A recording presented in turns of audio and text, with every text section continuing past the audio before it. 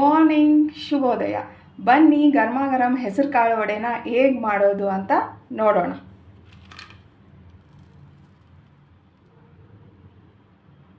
ನಾನು ನಿನ್ನೆ ರಾತ್ರಿನೇ ಕಡಲೆಕಾಳು, ಹೆಸರು ಕಾಳು ಮತ್ತು ಉದ್ದಿನ ಬೇಳೆನ ನೆನೆಸಿಟ್ಟಿದ್ದೆ. ನಾವು ಹೆಸರು ಕಾಳನ್ನು ಒಂದು 90%, ಒಂದು 10% ಒಂದು ಕಡಲೆಕಾಳು ಮತ್ತು ಉದ್ದಿನ ಬೇಳೆನ ನಾವು ಸೇರಿಸ್ಕೋಬೋದು. ನೀವು ಈ ಕಡಲೆಕಾಳನ್ನು ಸ್ಕಿಪ್ ಮಾಡಿದರೂ ನಡೆಯುತ್ತೆ. ಸ್ವಲ್ಪ ಉದ್ದಿನ ಬೇಳೆ ಅಂತೂ ಹಾಕಲೇಬೇಕು.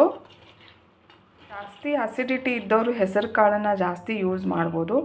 ತೊಗರಿ ಬೇಳೆನ ಸ್ವಲ್ಪ ಕಡಿಮೆ ಯೂಸ್ ಮಾಡಿ, ಹೆಸರು ಕಾಳನ್ನು ಜಾಸ್ತಿ ಯೂಸ್ ಮಾಡಿ. ಸ್ವಲ್ಪ ಹಸಿಮೆಣ್ಸಿನ್ಕಾಯಿ, ಅಂದರೆ ನಿಮಗೆ ಖಾರ ಎಷ್ಟು ಬೇಕೋ ಅಷ್ಟು ನೀವು ಹಸಿಮೆಣ್ಸಿನ್ಕಾಯಿ ಹಾಕ್ಕೋಬೋದು. ಶುಂಠಿ, ಕೊತ್ತಂಬರಿ. ಈ ಕೊತ್ತಂಬರಿಯಲ್ಲಿರೋ ಕಡ್ಡಿನ ನಾನು ಎಸೆಯಲ್ಲ, ಹೀಗೆ ಇಟ್ಟಿರ್ತೀನಿ. ಈ ಥರ ಮಸಾಲೆ ಯಾವುದಾದ್ರೂ ಬೇಕಂದರೆ ರುಬ್ಲಿಕ್ಕೆ ಬೇಕು ಅಂತ.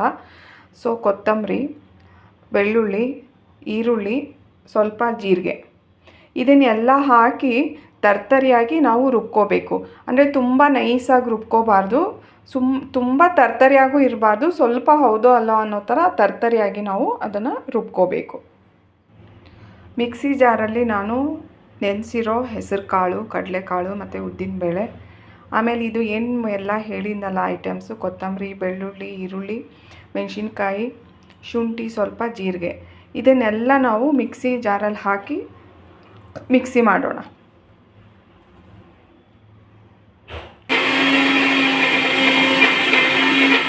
ನೋಡಿ, ಈ ಥರ ತರ್ತರಿಯಾಗಿರಬೇಕು.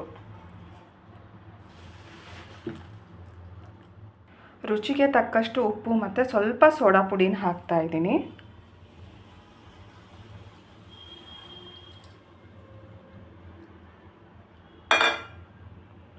ಇದನ್ನು ಹಾಕಿ ಚೆನ್ನಾಗಿ ಕಲಿಸ್ಕೋಬೇಕು. ಕಾದಿದೆ. ಇವಾಗ ನಾವು ಕೈಲಿ ಈ ಥರ ಶೇಪ್ ಮಾಡಿಕೊಂಡು